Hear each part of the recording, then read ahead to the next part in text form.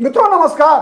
क्या पश्चिम बंगाल, महाराष्ट्र और पंजाब से जो हवा चली है वो हवा अब बिहार पहुंच चुकी है? क्योंकि 4 मई के बाद जिस प्रकार से पश्चिम बंगाल में तृणमूल कांग्रेस के संसदीय दल में विभाजन हुआ, 28 सांसदों में से 20 सांसदों ने ममता बनर्जी का साथ छोड़ दिया और इन 20 सांसदों ने भारतीय जनता पार्टी के नेतृत्व वाली एनडीए का संसद में समर्थन करने का फैसला किया। जिस प्रकार से महाराष्ट्र में शिवसेना शिवसेना उद्धव ठाकरे की पार्टी के 9 सांसदों में से 6 सांसदों ने एकनाथ शिंदे के गुट को ज्वाइन करने का फैसला किया और स्वाभाविक है कि एकनाथ शिंदे भारतीय जनता पार्टी के साथ है। जिस प्रकार से पंजाब में आम आदमी पार्टी के 7 राज्यसभा सदस्यों ने अरविंद केजरीवाल का साथ छोड़ा, जिनमें 6 पंजाब के हैं।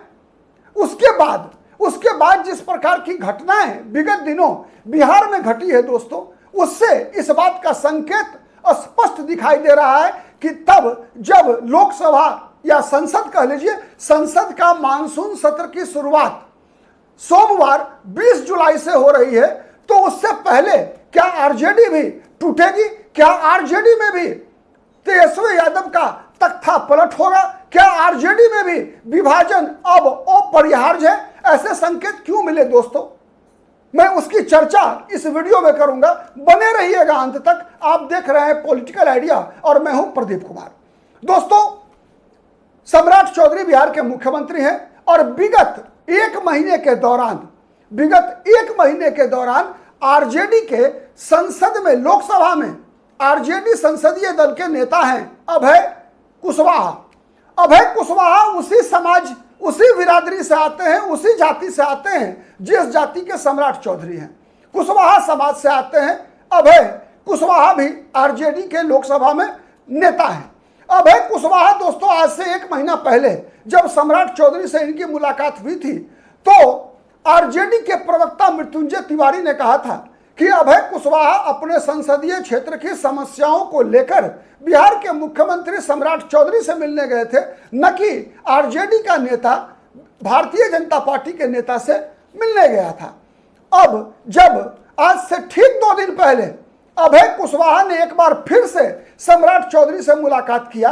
दोस्तों, जब से सम्राट चौधरी बिहार के मुख्यमंत्री बने हैं, तब से कुशवाहा याद रखिए, बिहार में जो पिछड़ा वर्ग है, उन पिछड़े वर्गों में यादव जाति के बाद सबसे बड़ी आबादी कुशवाहा की है और भारतीय जनता पार्टी लगातार कुशवाहा मतों को अपने पाले में लाने का प्रयास इतनी मजबूती से कर रही है, जिसका इससे बड़ा प्रमाण कुछ नहीं हो सकता दोस्तों, कि सम्राट चौधरी को भारतीय जनता पार्टी ने मुख्यमंत्री बनाया, जिनका बैकग्राउंड भारतीय जनता पार्टी का नहीं रहा है।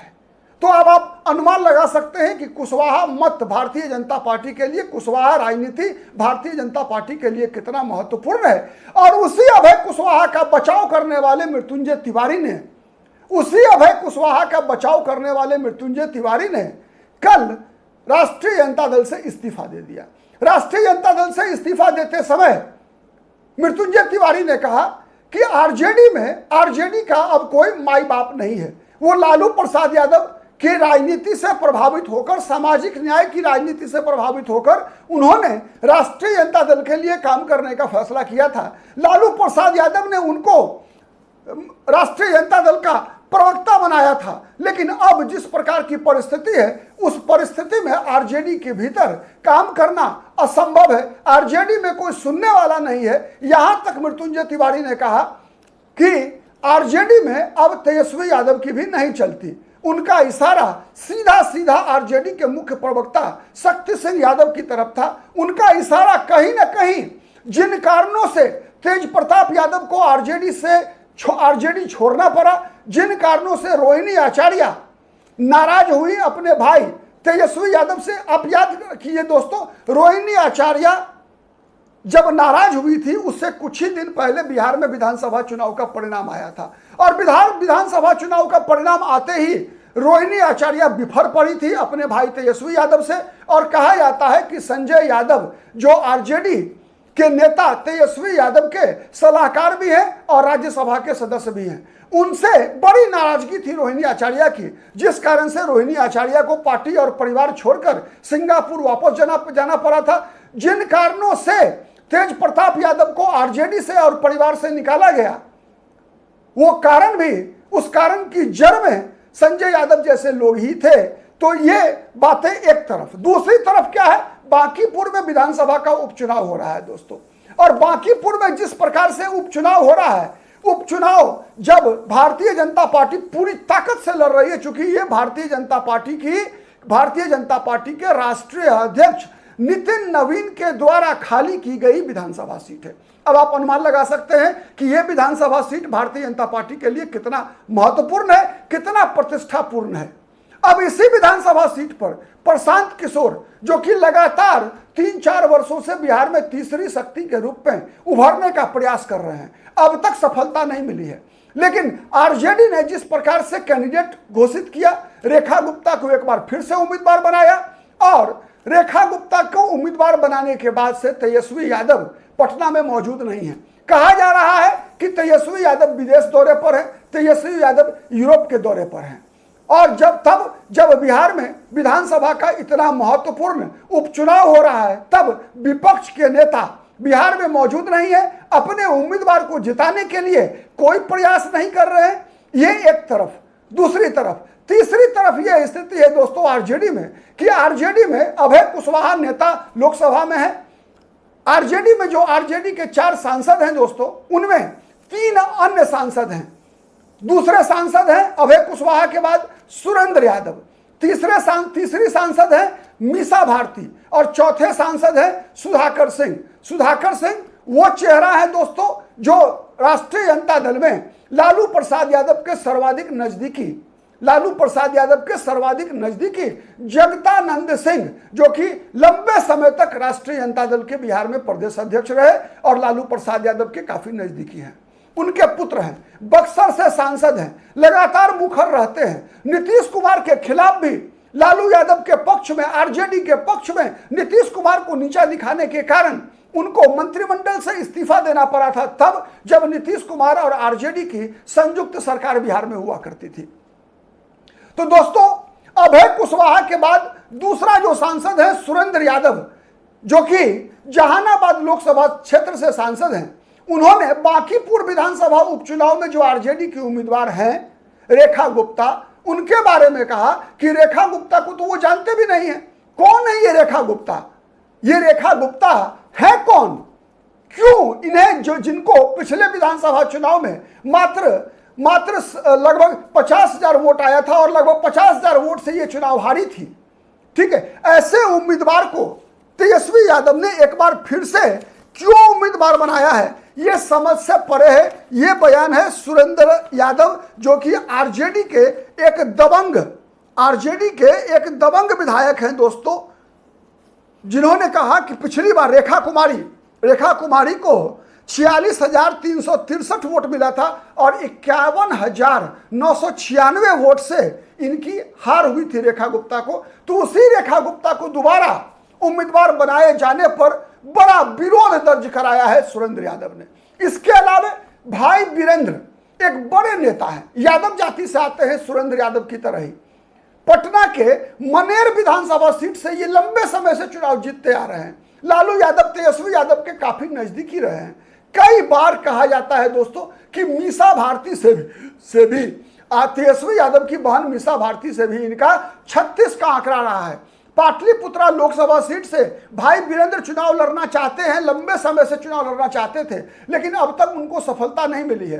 तो ये भाई वीरेंद्र ने भी रेखा गुप्ता के उम्मीदवार बनाए जाने पर बड़ा विरोध दर्ज कराया है और उन्होंने कहा है कि रेखा गुप्ता को उम्मीदवार किस आधार पर बनाया गया, ये समझ से परे है।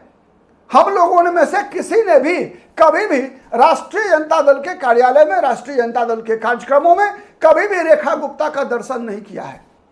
ऐसे उम्मीदवार को तब उम्मीदवार बनाना कहां तक तक जायज है जब आवश्यकता इस बात की थी कि बिहार में जो एक विधानसभा सीट पर उपचुनाव हो रहा है और वो सीट जो भारतीय जनता पार्टी के राष्ट्रीय अध्यक्ष के द्वारा खाली की गई है, ये इतनी प्रतिष्ठापूर्ण सीट पर बगैर किसी चर्चा के, बिना किसी विचार विमर्श के तेजस्वी यादव द्वारा एक तरफा उम्मीदवार की घोषणा कर देना, ये समझ से परे है। दोस्तों, लगातार विधानसभा चुनाव के परिणाम आने के बाद से ही बिहार में लगातार आरजेडी के अंदर हड़कंप की स्थिति मची हुई है। हम सबको याद है दोस्तों कि राज्यसभा चुनाव के दौरान किस प्रकार से आरजेडी के मुसलमान विधायक ने भी आरजेडी के राज्यसभा के कैंडिडेट अमरिंदर धारी सिंह को वोट देने के बजाय एब्सटेन करना बेहतर समझा था। विधानसभा सदस्यों के बीच, महागठबंधन में विधायकों के बीच कोऑर्डिनेशन तेजस्वी यादव का कितना कमजोर है वो इस बात से साबित होता है दोस्तों कि राज्यसभा चुनाव में जब आरजेडी के उम्मीदवार अमरिंदर धारी सिंह चुनाव लड़ रहे थे, तब उस चुनाव में कांग्रेस पार्टी के 3 विधायकों ने आरजेडी के उम्मीदवार को वोट देने के बजाय चुनाव से एब्सटेन करना ज्यादा बेहतर समझा और परिणाम क्या हुआ कि आरजेडी के उम्मीदवार अमरिंदर धारी सिंह की वोट होते हुए भी पर्याप्त मत था आरजेडी के पास अपना एक सांसद जितवाने के लिए, लेकिन फिर भी आरजेडी के उम्मीदवार अमरिंदर धारी सिंह की चुनाव में हार हो जाती है। दोस्तों, इस प्रकार की जो परिस्थिति है, जिस कारण से लगातार ये कयास लगाया जा रहा है बिहार की राजनीति में कि आने वाले दिनों में जिस प्रकार से पश्चिम बंगाल में ममता बनर्जी की पार्टी टूटी, जिस प्रकार से महाराष्ट्र में शिवसेना की जो स्थिति है, जिस प्रकार से आम आदमी पार्टी टूटी है, वैसे ही आने वाले दिनों में आरजेडी भी टूटेगी। कब टूटेगी, कितने सांसद और कितने विधायक तेजस्वी यादव का साथ छोड़ेंगे, ये तो आने वाला वक्त बताएगा। लेकिन आज जो परिस्थिति है दोस्तों, उसमें ऐसा ही दिख रहा है कि आरजेडी के बारे में कहा जा सकता है कि आरजेडी दिशाहीन है, कोई दिशा नहीं है, नेतृत्वहीन है। तेजस्वी यादव की नेतृत्व क्षमता पर बड़ा सवाल आरजेडी के लोगों ने ही खड़ा किया है। अब इन सब परिस्थिति से तेजस्वी यादव कैसे निपटते हैं, ये तो आने वाला वक्त बताएगा। बने रहिए पॉलिटिकल आइडिया के साथ, हम ऐसे ही राजनीतिक खबरों का विश्लेषण आपके समक्ष लेकर आते रहेंगे। आप हमारे विश्लेषण से किस हद तक संतुष्ट होते हैं, पसंद आती है आपको, कमेंट करके जरूर बताइएगा। और अगर हमारा वीडियो पसंद आता है तो प्लीज लाइक कीजिए, शेयर कीजिए, जिससे कि अधिक से अधिक लोगों तक हमारी बातें पहुंचे। अब तक यदि पॉलिटिकल आइडिया को सब्सक्राइब नहीं किया है दोस्तों, तो प्लीज डू इट। आज के लिए इतना ही, फिर मुलाकात होगी किसी अन्य मुद्दे पर। तब तक के लिए नमस्कार।